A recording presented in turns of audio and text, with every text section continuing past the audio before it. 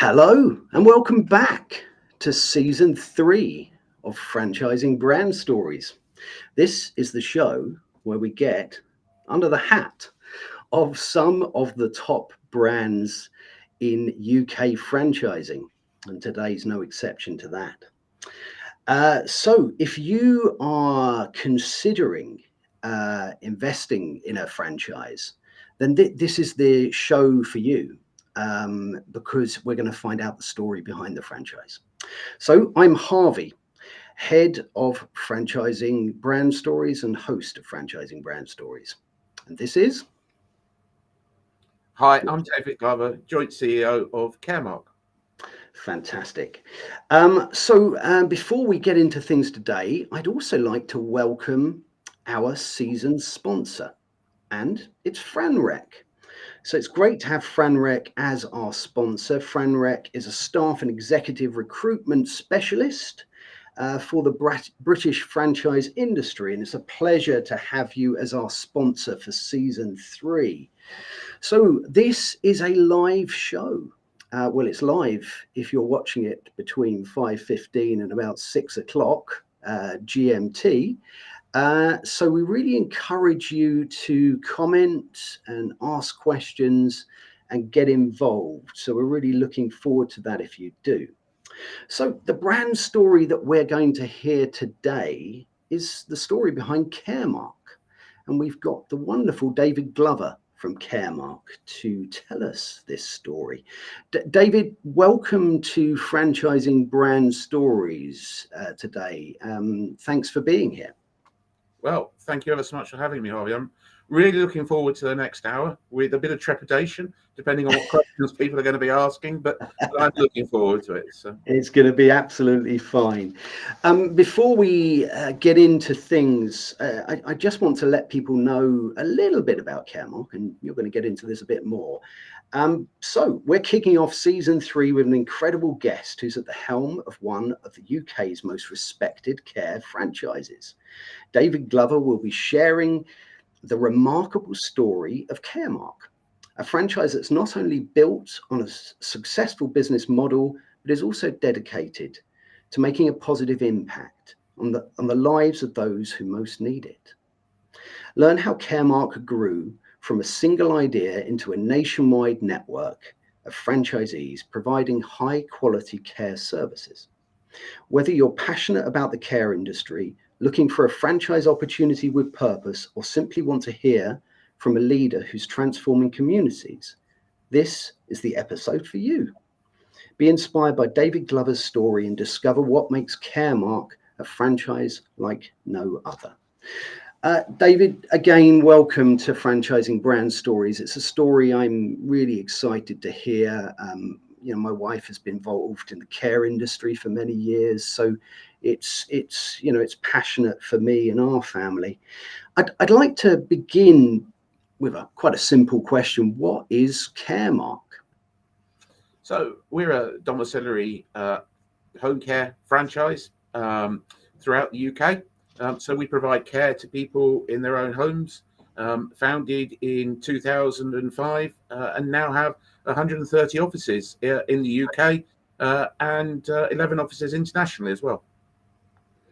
Wow, that's fantastic. And thank you for that introduction. It's always good for people to hear a little bit about what your business is, and we're going to get into a little bit more about where it began in a moment. If you are enjoying this episode, it's Franchising Brand Stories, and next Thursday we're going to talk about what we're doing next week as well. And next Thursday we're going to be talking to the wonderful Petra Foster and Jessica Campbell from Prosperity Housing. So that's going to be another fascinating brand story. So please join us for that. And if you have just joined us today, we are talking with David Glover. And he is from Caremark, and we're just about to hear his story. Now, this is the part where we would really love to hear your questions and your comments, and we will put them up on the screen just like that. So if you have a question or a comment, please get involved. This really is an interactive show, and that's why it's a live show, so that you can ask these questions. Without further ado, let's get into this. So David, I'd like to take you back in time now, if we can. Where did it all begin for you? Where did Caremark begin? What was the sort of the origin story, the backstory there? Yeah, so Caremark was started in 2005 by a gentleman called Kevin Lewis. Kevin was a hugely inspirational figure, inspiration to me, our franchise owners, and our staff. And he created Caremark. He was the person that really set the foundations for what you see today.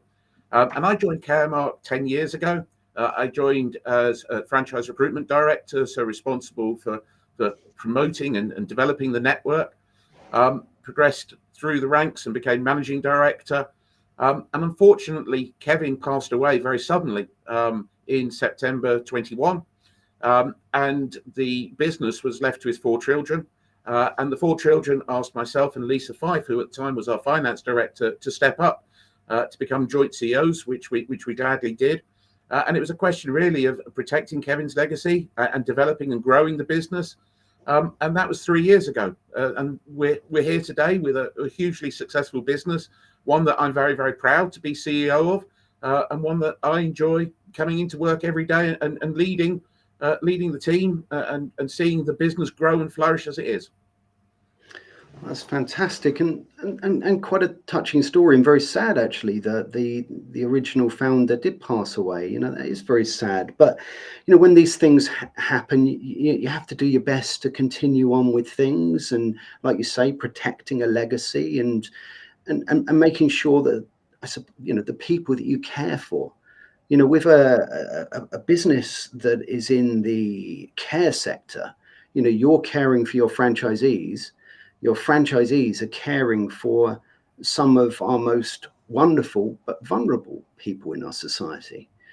So really important to continue that legacy and grow things as you have.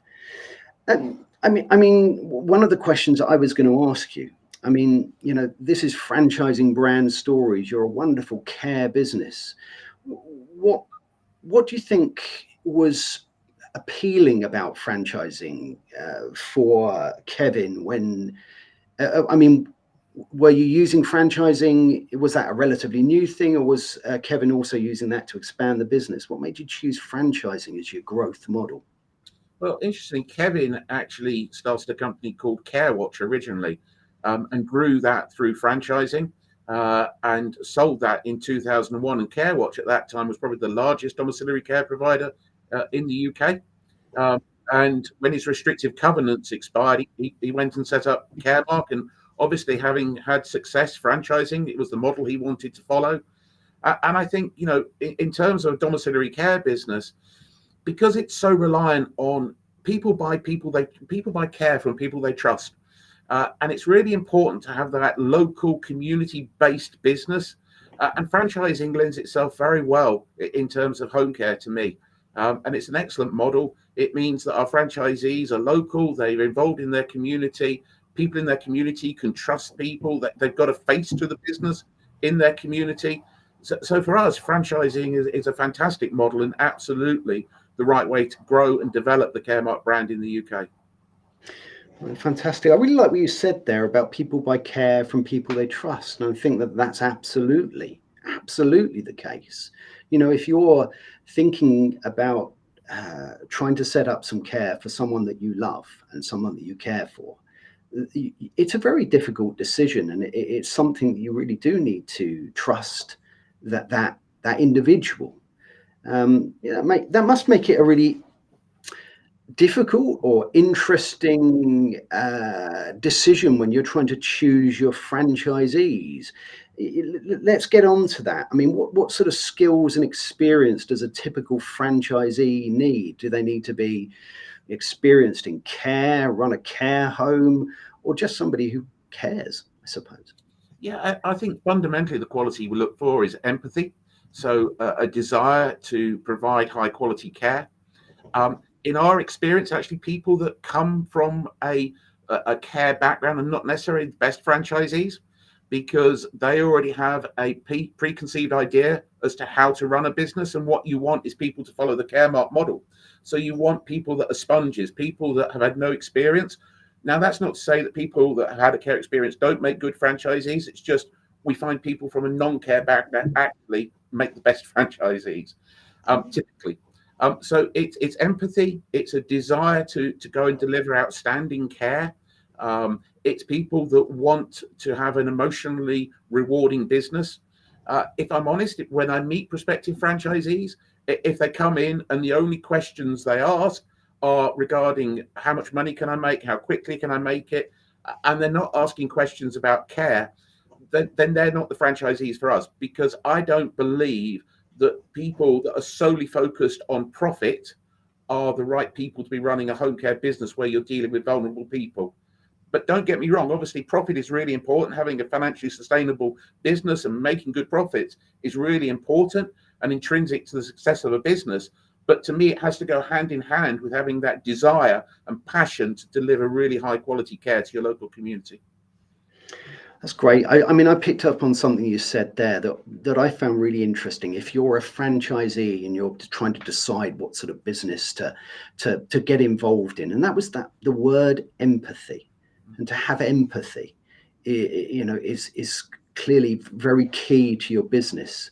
It's also very interesting to know that you don't have to have necessarily that experience in having worked in a care home or in that industry. It's good to know and use the word sponge there, isn't it? It's good to be able to absorb that information and use the model that you've put in place to help people run their businesses. But yeah, empathy, that's a great word, because you go into someone's house to try and help them. You've really got to try and judge how you deliver that care, haven't you? And as a franchisee, you're trying to help those carers deliver the best possible care for the people who need it. And that word empathy perhaps travels right the way down the line, do you think? Yeah, I do. And I think that one of the things that we require our staff at the Franchise Support Centre, which is our head office, is we have our own company owned office that delivers care. And we require all our staff to go and shadow care workers in their doing their day jobs. And I've done it. And I can tell you it's one of the most humbling experiences that I've had, to go out there and just watch our care workers. And when you have an incredible care worker, the impact they have on customers' qualities of life is immeasurable. And it is, as I said, it's humbling to see it. So it's empathy that your care workers have, and that comes almost from your franchise owner. Your franchise owner has to set the values in the business to recruit the right care people to go out and deliver that outstanding care. Because, as I said, an incredible, fantastic care worker can make a huge difference to the quality of some vulnerable clients' lives. Yeah, absolutely. And a really important message, I think, to deliver. It's a nice, simple message as well to deliver. If you can have that empathy, and you can put that through different elements of the business. It comes from you as a franchisor. It then goes to a franchisee. It then goes to the fantastic people that do that work within the care industry, and then it arrives at the people who need it the most. You're in a fantastic position to change the life of a franchisee and to change the life of the people doing that work and looking after those people, because it's an incredibly rewarding thing to do, isn't it? Yeah, Harley, you're absolutely right. I mean, it has to come from the top. It has to come from us as the franchisor. It has to flow down to having the right franchise owners in place, having the right care manager underneath them, and then the right carers. And if you get all that right, hopefully you can go out there and deliver that fantastic care, because ultimately that's what it's all about. We want to be providing that best quality care that we possibly can to all our customers. And Caremark's quite unique, actually, in the home care franchise sector, because we provide care to everybody. So both local authorities and private customers. We're not focused solely on the private market. And we do that because that's part of our core values as a business, that we believe everybody should have access to really high quality care, no matter your social standing in life. And that's really important to us as a business. So 73% of the market is local authority work. So also from a commercial perspective, why would you not want to tap into 73% of the market? So as a business, we do both private customers and local authority customers, and we want to provide, and it's very important to us, that private paying customers and local authority customers receive exactly the same quality of care as each one. I love that. I love that. The fact that your services are open to everybody. Anybody who would need that service can get that via a different route. And like you say, that's wonderful for the people who need the care, but it also makes absolute logical sense for you as a business and for your franchisees, because like you said, it represents over 70% of a particular market. So why wouldn't you? We've got a comment that's come in here from Simon. Simon's put, what does a typical day in the life of a Caremark franchisee look like? This is a great question, because I think when you're trying to invest, look at which business to invest in and what sort of day-to-day life you're going to have, it's really important, I think, to build a picture of what that day-to-day is going to look like. Can you give the people watching an idea of what that day looks like? Yeah, of course I can. So typically in a Caremark franchise, the day-to-day delivery of the care rests with the care manager. So the quality of care, organising the care, overseeing it, making sure that it is that high quality rests with the care manager. So typically the franchise owner is more involved with business development, going out there, networking, going out and promoting their business. So what you would normally see as a franchise owner coming into the office, having a catch up with the care manager, going over things that may have happened the previous night, understanding if there's any issues or challenges in the business, any problems, talking about staff recruitment and retention, because that's one of the key issues that we have as a sector generally. Talking to the staff in the office, and then really starting to get involved in business development. So going to business networking events, talking to stakeholders, getting involved in local community events, and really being the face of the business and getting out there.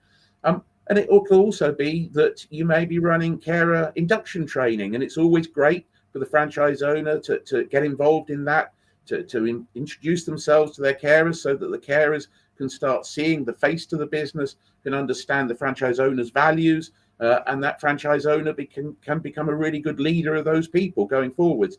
So it's a very varied role. I think that no 2 days are the same, but as I said earlier, it's a hugely rewarding business and a hugely enjoyable business. There are challenges. There are days, I think, where, if I'm being honest with you, Harvey, I think there are days you perhaps wish you hadn't bought a care franchise, because there are so many challenges. But overall, I know that the vast majority, if not all, our franchisees love the business, and often they turn around to me, and if I tell you to them, tell me one regret, and they say to me, the one regret is that we didn't get involved in this earlier. We didn't buy a Caremark franchise earlier, because we absolutely love it. We enjoy the emotional rewards of running a Caremark business. I love that. I love that. I mean, you've said a huge amount here. It's a pretty inspiring question, actually, and there's there's a lot to get into. We've had a few comments, and we're going to get to those in a minute. But I just wanted to pick up on a few points that you said that I really liked. I really like the fact that you said that the franchisee becomes the face of the business. It can really get involved in community events, or perhaps, I don't know, shadowing a carer for a day, or whatever it might be. But so that different people within the organization know about who that person is, and they really get to understand the business and feel those emotional benefits from running such a fantastic business. The other thing that I picked up on there is, and we're going to get to challenges, because you mentioned their recruitment and retention. So I think we're going to pick up on some challenges that you face as an industry, and that franchisees might face, and how you can help them overcome that as well. But yeah, I really picked up on those positive things that you said there about being the face of the business, and loved it. So look, let's very quickly, before we get into the next question, recognize the fact that we have Kelly, we have Julie here, we've got Johnny, Joseph from Los Angeles, and we've got a couple of good questions. So I think I'd like to put up, first of all, one here from Julie. Julie's put, how challenging is it to manage the business across privately funded and local authority contracts and reconcile quality service delivery across this? It's a good question. But I mean, do you find that the two sections of your business are different? I mean, you spoke there about delivering the same type of service. Is it a very different way to get to that service with a local authority as opposed to a private client? No, I think that the quality of the care, the way you deliver that care, is exactly the same. You pay the carers exactly the same, whether they're out there delivering local authority care or private care.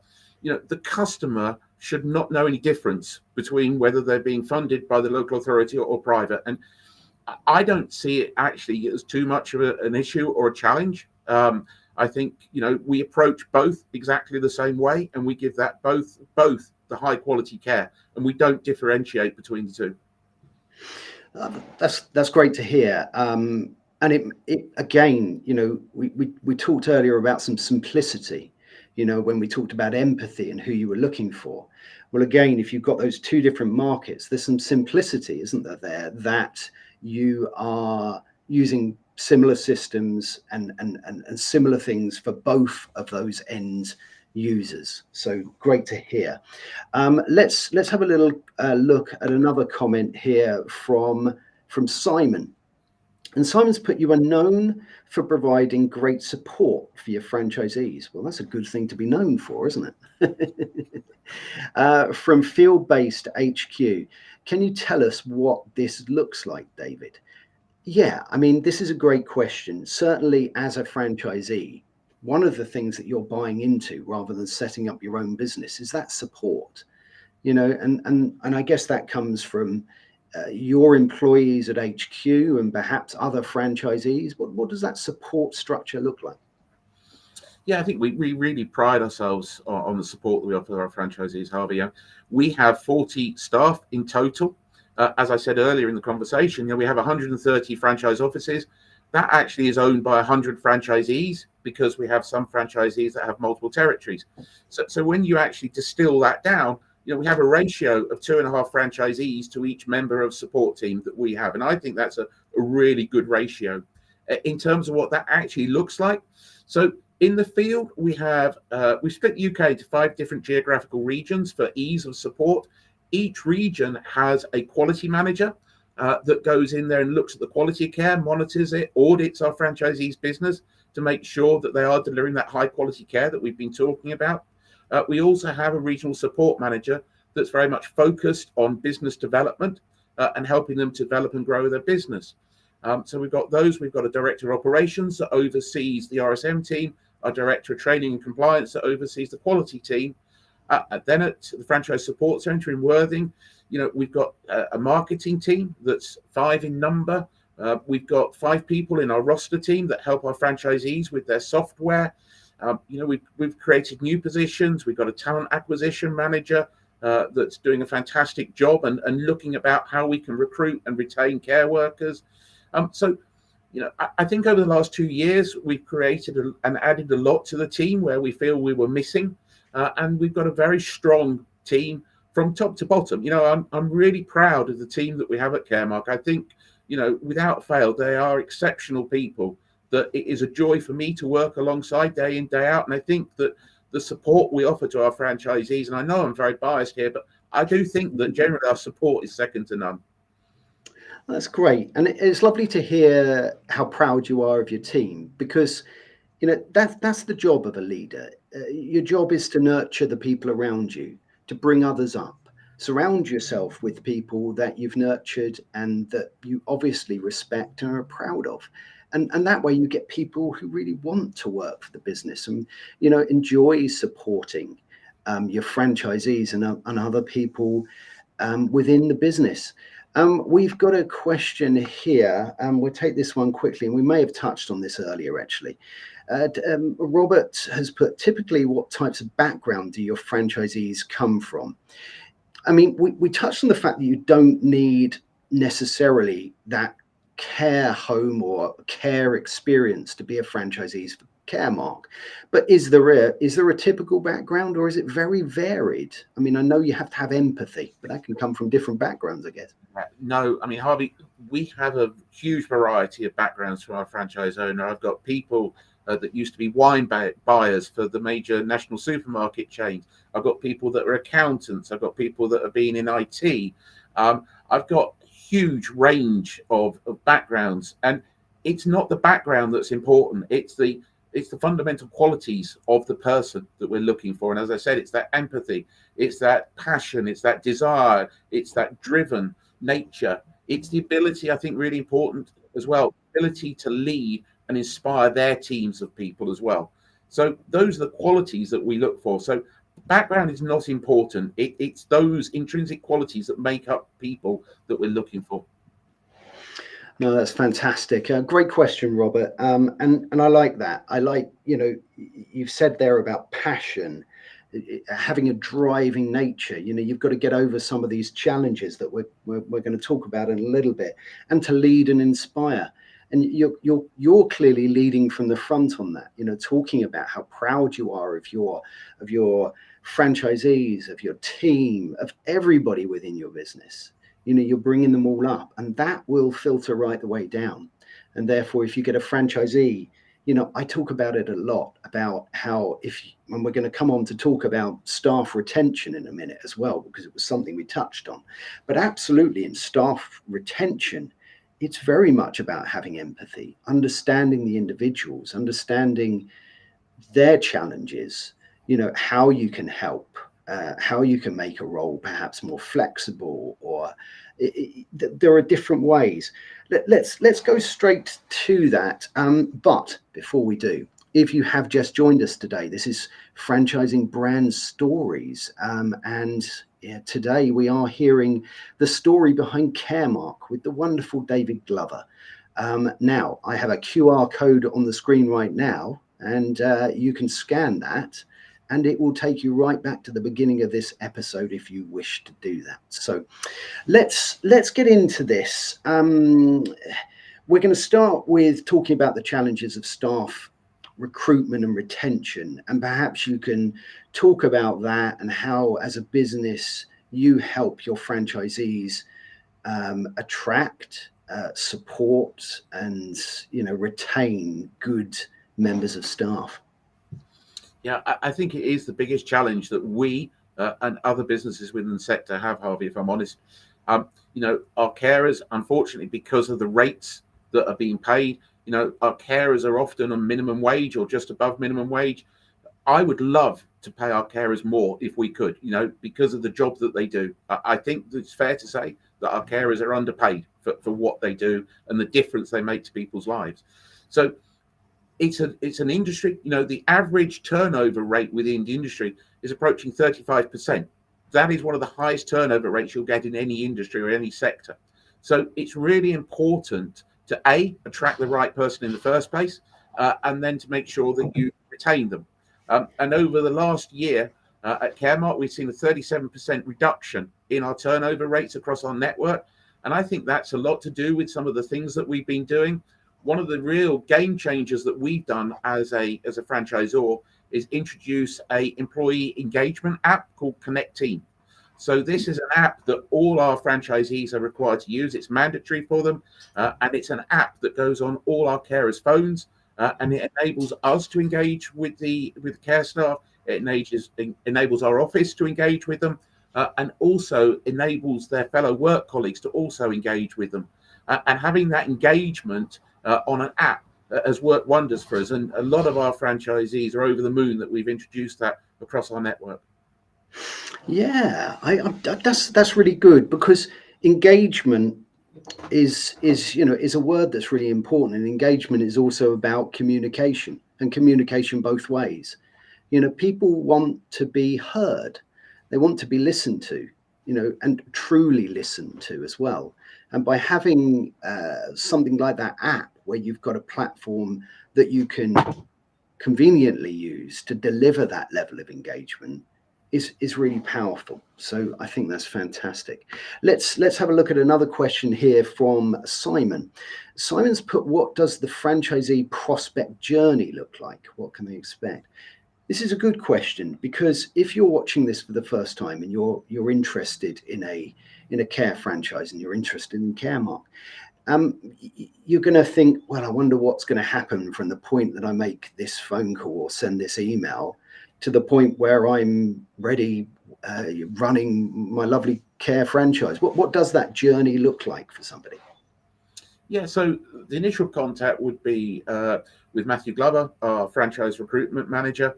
That can be by and your son as well. Yeah, and he's doing a really good job. Although I'm biased, I appreciate that. But it's nice to work with him most of the time.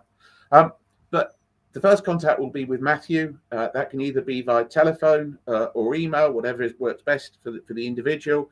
Matthew will follow up. We will send you our initial brochure. And after that, if you are interested, the next stage would be to come down and meet with Matthew and some of the team at our franchise support centre in Worthing. And that's really a meeting to see, to learn about the business, for also us to learn a bit about you as an individual. It's really important that we get the right people. We turn down probably as many people as we actually meet that want to proceed, because we need to get the right franchisee. It's not good for us to take on the wrong franchisee. And I don't think it's right for the person concerned if we don't think that they have the necessary skills or attributes to be successful, that we sell them a franchise. That's not what we're about as a franchisor. It's about making sure that we have that fit, where we share the same values, we have the same goals and aspirations. So initial meeting with Matthew, if we decide that we want to proceed and the person would like to proceed, the next stage is for them to go away and do the due diligence into their chosen area. That means going out and doing some competitor analysis and research. It also means preparing a business plan, and we will provide you with a business plan template and guide you through that process.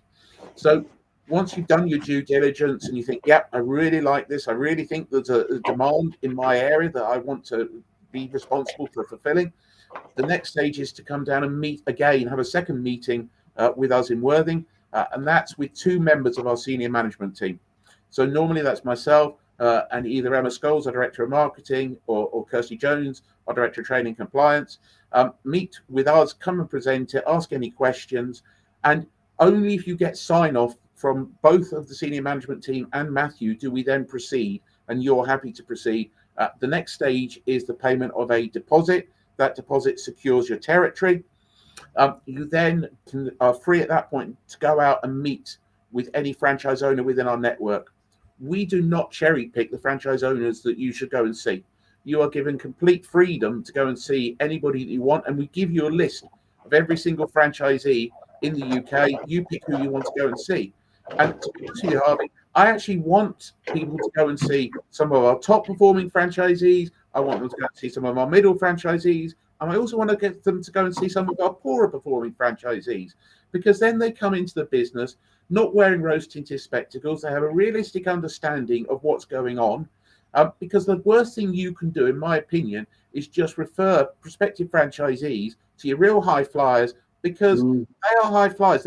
That's not representative of your business as a whole. Now, hopefully, prospects aspire to be that high flyer, and that's great. And we absolutely encourage that, and that's what we want. But I want people to come in with a realistic understanding and expectation of what this business is.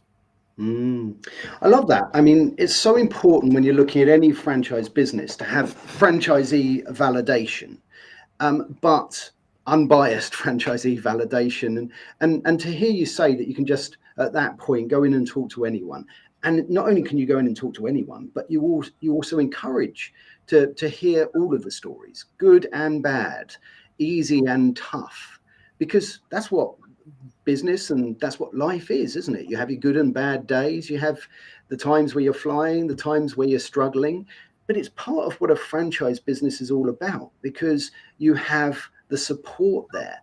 When you're running your own business, it can be a very lonely place. But when you've got all of these franchisees and, of course, the support of the franchisor, it's a much less lonely place. It was also really good to hear how important being aligned with an individual's values is to you, and that that you turn down more people than perhaps you take on. It's also big up to Worthing as well. I grew up there as well. But no, that's fantastic to hear. I mean, for somebody who's looking to be involved, we've said there about some of the values that are important: the passion, the empathy, having that driving nature, and being able to lead and inspire. And those are the things you're looking for, I guess. Yeah, absolutely. And as I said, they have to align. What a prospective franchisee is looking for has to be the same as what we're looking for. And if they don't align, then that's fine. That's absolutely fine. And there may be other businesses that align better with them, and that's perfectly understandable. And if that's another business in the home care sector, I genuinely wish them well, because ultimately, to me, I want Caremark to be providing high quality care, but the end result is I'd like everybody to be providing that care, whether it's us or a competitor, because it makes a difference to people's lives. And if somebody doesn't align with us and thinks that they align better with a competitor, and they go out and deliver fantastic care to people, that to me is a win. To get a good person delivering care and making a difference to their community, whether it's Caremark or someone else, that's a positive to me. That's amazing to hear. And I think our industry is a bit like this. We do support one another, provided, like you say, somebody is doing that work well and is providing that quality care and helping the individuals who need it. And it's lovely to hear that. Really lovely to hear that. Where time is flying by. It always flies by when we hear these fantastic stories. But a question that I want to ask you, you've been involved in the business for a long time. You've got, in excess of 100 franchisees there. You must have seen some really life-changing stories, both for franchisees, but also perhaps people working within the care sector, and of course the people you deliver that care to. I'm sure there are hundreds of them, but are there any over the time that stick out in your mind? Yeah, one of the things that upsets me most, Harvey, about the industry is the perception of care workers that care is a dead end job. You go and do a career in care because you can't do anything else, and that's so wrong. And in answer to your question, one of the most pleasing things to me is seeing some of our franchisees that started off life as a carer, that moved up the ranks, became a care manager, and then moved up and bought a care franchise with us. So seeing that journey, seeing that career progression for people just shows me, and I know it, that care is not a dead-end job. It's hugely rewarding, but there are opportunities as well for anybody going into care. And I think that's really important to get that message out there to people, that care is rewarding and positive, and there are opportunities to progress. And that's what is really important to me. I think you're right. I mean, I think, as I said to you at the beginning, my wife was involved in care, and I think it goes without saying that the rewards in doing the job are huge. The difficult days are huge as well. But as a carer, when you genuinely look after someone and change their lives for the better, and they really rely on you, for that care and perhaps for some of that social time as well, and it's a two-way streak. But what I think you've said there, which is so important, is when people are looking at care as a career, it's really interesting to look at that route, to look at that route of perhaps being a carer and then being a care manager, but then going beyond that, not starting your own care home, but starting your own care franchise, it's something, you know, you don't have to buy a huge care home and all the bricks and mortar and the cost that goes with that, you know, but it's a way of accelerating a career to a point that's, you know, way beyond that. And also, of course, if you've gone through that and worked within that industry, the word empathy is going to be written all over you, isn't it? Because you certainly would understand what those people have to go through on a daily basis to deliver good care. And I think it's going to help you spot the people that have got that empathy, and have got that drive and determination. But I love that. A question that I was going to ask, I mean, with so many franchisees, perhaps a good thing to touch upon now is, are there parts of the country or regions that you're looking for new franchisees to expand into? I mean, we're only living on a little island. You must be running out of space.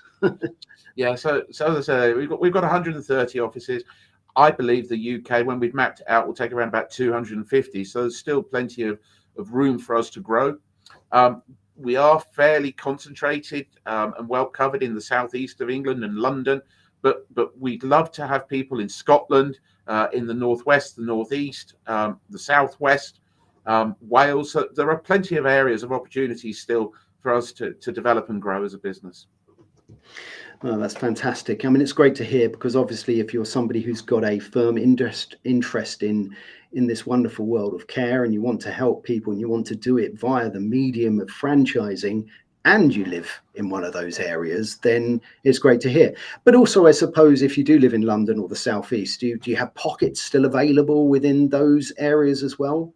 Yeah, we do, absolutely. And I think the other thing to point out is that because we're nearly 20 years old, we've got franchisees now that bought the business in their 40s that are now approaching retirement, and they're looking to sell. So there are a number of resale opportunities that we also have, which is a very, you know, attractive proposition to somebody if there isn't a virgin territory available to look at a resale opportunity.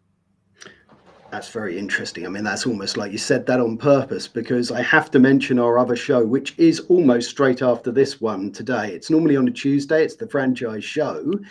And we talk about all sorts of different topics in franchising. It's going to be 6:15 GMT or 12:15 EST today. And the topic is franchise resales. So I look forward to getting into that in about 20 minutes time with everybody. If you are on the call today and you would like to join that, go to my profile, check out my events, and you can join that one as well. Looking forward to hearing that. But yes, you're absolutely right. You know, those resales are really interesting, because of course, not only then do you get all of the benefits that you get a little bit of history, a little bit of, maybe, I don't know how you could put that, maybe extra security, however that comes across for you. I mean, what's the sort of typical lifespan of a franchisee with you? You know, after 20 years, you know, is it sort of 5 or 10 years, or is it very varied? It's varied. You know, our franchisee that bought the first ever Caremark franchise, gentleman called Carl Ward, in Kingston upon Thames, you know, he's still with us today, and really pleased that he is. So, you know, it really depends on the franchisee. It depends what age they bought the business.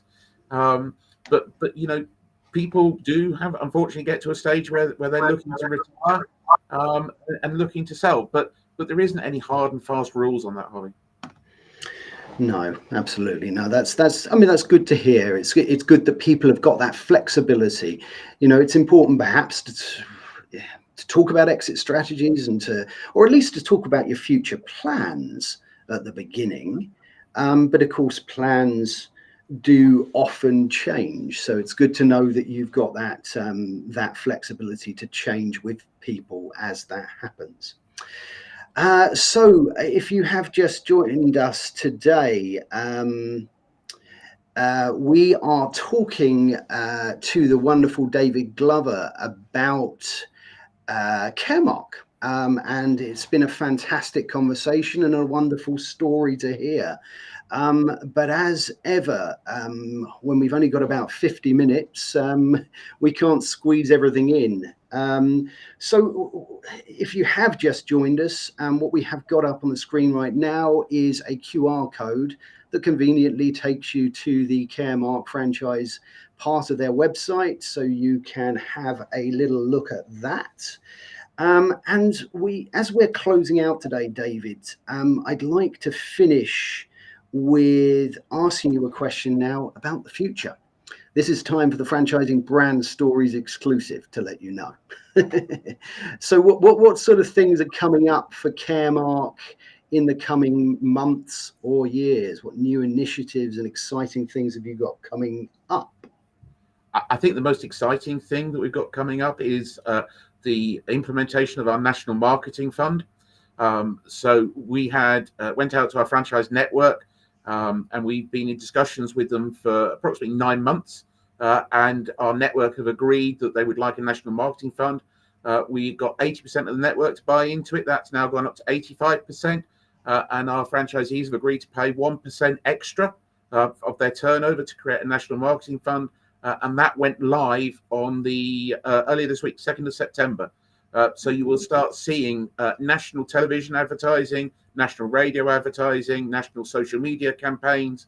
And I think that's going to be a real game changer for us as a business to get the Caremark name and brand out there. And I'm really looking forward and really excited to see the results of that and feel very, very positive about it. So I think that's the first thing. I think technology is going to be really important for us going forward. We're looking at some technological solutions to help our franchisees, such as an applicant tracking system. So lots of new exciting things, and also looking at, how we can be better, how we can improve the support we do. To me, it's never about standing still. It's always about moving forward and looking at how we can improve. I think if you stand still, you get left behind as a business. So to me, it's important to move and drive the business forward. Fantastic. I'm going to end with a very big comment, but it's a very nice comment. So let's end with this one. And it's going to take a bit for me to read this because it won't fit on the screen. Otherwise, my face will disappear, won't it? I am a member of the Caremark franchisee support team. As a regional support manager, I have been in franchising for many years, but not in the care sector until joining Caremark. What makes me love what I do is the relationship we have with our franchisees. Other franchise support team members are in the field support team. We are one team driving Caremark forward, and everyone's input is valued. A big part of our strong relationships is the culture within Caremark. I feel culture and values are so important in any business, but Caremark are, I feel, leading the way on this. I do believe a lot of our success comes from the work we do as a team with our core values and setting a strong culture with the network and the franchise support team members. Well, look, that's a fantastic comment, a fantastic way to end, and a credit to what you do, David. What do you make of that as a comment? And perhaps you could then give us your closing thoughts as we start to draw towards an end today. I mean, I'm chuffed to read that. I mean, it really, warms the heart to read something like that from a fellow colleague. And I'm pleased that we're doing what we are doing. And as I said to you at the outset, Harvey, I'm really proud to be CEO of Caremark. I feel honoured to be in this position, honoured to work alongside the people I do, both in terms of franchisees and our support team, both in Worthing and in the field. And to be a small part in making a difference to the quality of lives of so many people. And I think, what drives me forward is that joy that I get from doing it, and a determination to have as many people as possible benefit from the high quality of care that Caremark deliver. I'd also like to be a force within the industry in terms of helping change the industry, influencing government on policy and direction in home care, because I think that's really needed as a business. But I know there are huge challenges in the sector and no one's underestimating them. But as a company, I feel very, very positive about what we do and very excited about the future. Fantastic. A great way to end. And I would I would now like to draw us to a conclusion by first of all thanking everyone who has been with us live today. Always great to have your comments. I'm sorry if we couldn't get to them all, but 50 minutes is not that long to tell a story. So I'm sure we'll do it again at some point in the future. But thank you all for being here live. If you are watching this in the future, I hope you've enjoyed hearing another fantastic franchising brand story with the wonderful David Glover from Caremark. And finally, I'd like to thank you, David, for taking your time to share the story of Caremark with us here at Franchising Brand Stories. Thank you for having me, Harvey. I've really enjoyed it, and hope that people that have been watching have also enjoyed it. And if they've got any more questions, please don't hesitate to contact me or speak to Matthew if you're interested in a franchise. But thank you ever so much for giving me the opportunity to engage with you, Harvey, on this. No problem at all. And in fact, if you do want to do that, and I know a few people have been scanning it, scan the QR code now and you can find out more about that. So it now leaves me to let you know what's going to be going on next week as well. So I mentioned that next week on Franchising Brand Stories, we're going to be hearing what's under the hat of prosperity housing with the lovely Petra Foster and Jessica Campbell. So join us next Thursday, 5:15 GMT, 12:15 EST for Franchising Brand Stories. And join us in 10 minutes time. I'm going to have to get the skates on to get ready for this, but join us in 10 minutes time for the franchise show that would have been on Tuesday. But I was having a lovely dinner with my lovely son. So join us for that. And we're going to be talking to Michael Bonham, and we're going to be talking all about franchise resale. So it's going to be a very interesting topic. And finally, and then I'll draw breath, join us next week on the franchise show, which will be back to normal Tuesday, 5:15 GMT, 12:15 EST, where we will be talking about franchise consistency, which is an important topic in franchising and in any business. And we're going to be talking with the lovely Penny Hopkinson and Nick Plevin about that topic. So please join us then. So until next time, my friends.